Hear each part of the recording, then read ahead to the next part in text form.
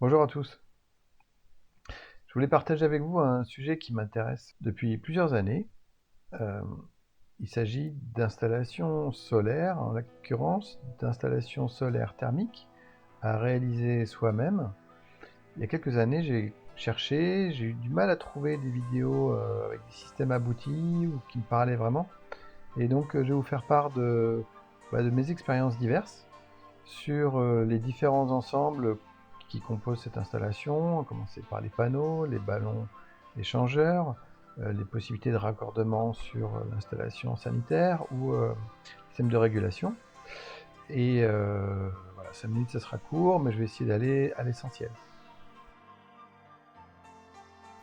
Ouais, quoi qu'en 5 minutes, j'aurai pas le temps de revenir sur les différentes étapes de tentative de construction de panneaux solaires en propylène alvéolaire, de ballons solaires échangeurs avec du cuivre d'abord à l'intérieur et puis après de l'inox annelé, euh, de systèmes de régulation à base de micro-ordinateurs, de Raspberry Pi. Tout ça, j'ai trouvé ça très sympa. Euh, mais en fait, j'ai cumulé les sources de soucis, de fuites, de problèmes de contact. Et donc, en fait, le résumé de toutes ces démarches, en fait, ça a été d'essayer de simplifier au maximum l'installation. À commencer par les panneaux. En fait, les panneaux, vu qu'ils sont à l'extérieur, qui sont très exposés à la grêle, à la surchauffe et autres, je suis arrivé à la conclusion que le mieux, c'était quand même d'avoir des panneaux en cuivre. Et compte tenu du prix du cuivre, je suis arrivé à la conclusion simple que le mieux était encore d'en acheter des tout faits, des pas trop onéreux. Donc je ai trouvé pour 600 euros, frais de déplacement inclus, pour deux panneaux, 2,8 mètres carrés de surface, ce qui est quand même pas mal. Après, pour reprendre le schéma, le gros de l'affaire, ça a été le ballon échangeur. Et donc je suis arrivé à la conclusion qu'un échangeur externe, c'était une bonne solution. Donc à gauche, on voit le système auto-vidangeable qui, avec une petite pompe, pousse l'eau dans les panneaux, qui emmène vers l'échangeur. Et ensuite, on a une petite boucle qui amène l'eau du ballon, qui a un cumulus de récupération, vers cet échangeur et qui renvoie l'eau chauffée dans le ballon solaire. Et ensuite, on a une connexion sur le réseau. Vision générale de l'installation avec la chaudière gaz à côté, le cumulus au ballon solaire et la réserve d'eau et la régulation. Voilà, si on veut regarder par élément, on a ici la petite régule, donc ça c'est qu'une alimentation, 12 volts. C'est ça le petit circuit qui permet donc d'activer le petit relais en fonction du différentiel de température. J'ai une des sondes de température qu'on voit ici qui va dans le doigt de gant du cumulus, donc qui va prendre la température dans le bas du ballon. Et l'autre sonde de température qui part ici vers les panneaux. Voilà. Bon, de ce côté, c'est peut-être un peu moins facile à voir.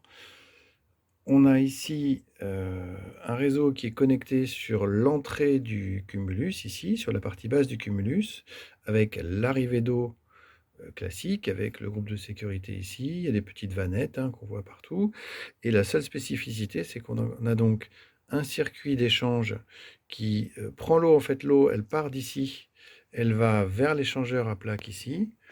Et de l'autre côté, l'eau, elle est récupérée ici, elle est aspirée par la pompe, la petite pompe ici 12 volts, qui, une fois l'eau réchauffée, renvoie l'eau dans ce petit circuit ici qui se trouve à l'intérieur de l'autre. Donc il n'y a pas de mélange et cette eau réchauffée va remonter à l'intérieur du cumulus à peu près à un tiers de hauteur du cumulus. Enfin, en sortie de cumulus, on a juste ce petit système propre au système solaire assez classique avec une vanne thermostatique. Donc c'est un système qui fonctionne tout seul et qui fonctionne très bien. J'ai acheté juste un enregistreur de température. Je peux récupérer les données par Bluetooth sur mon téléphone, sur une appli, et ça me permet d'avoir historisé en fait toutes les données de température qui se trouvent à peu près aux 2 tiers en hauteur du ballon. Ça me permet de savoir exactement l'énergie que j'ai récupérée jour par jour, mois par mois, et donc pour moi c'est très largement suffisant. Tiens, le soleil réapparaît. On va voir ce que ça donne.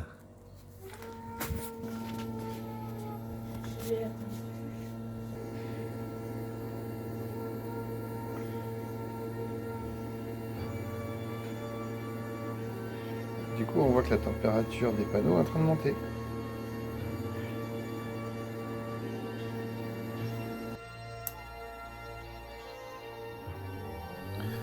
En conclusion, je dirais que le gisement solaire est très abondant, gratuit et durable et que c'est vraiment dommage de s'en priver.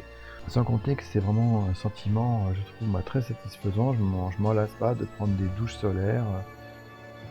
Par principe, dans le commerce, on trouve des systèmes qui sont plutôt lucratifs. On trouve rarement les systèmes les plus simples et les plus basiques. Hormis les panneaux que j'ai acquis, comme je vous l'ai dit, pour à peu près 600 €, l'installation, tout compris, on en a à peu près pour 300-350 € maximum. Et on peut imaginer d'aller construire un panneau. Pour moi, je trouve que ça reste quand même très très intéressant. On peut aussi avoir des gains en branchant l'eau chaude solaire sur par exemple l'entrée des machines à laver le linge ou la vaisselle, ce qui fait aussi des économies d'électricité. Tas de sujets que j'ai pas le temps d'aborder ici, les questions de surchauffe, de risque de gel, de légionnaires et autres, la question des bilans, ça sera peut-être pour une prochaine.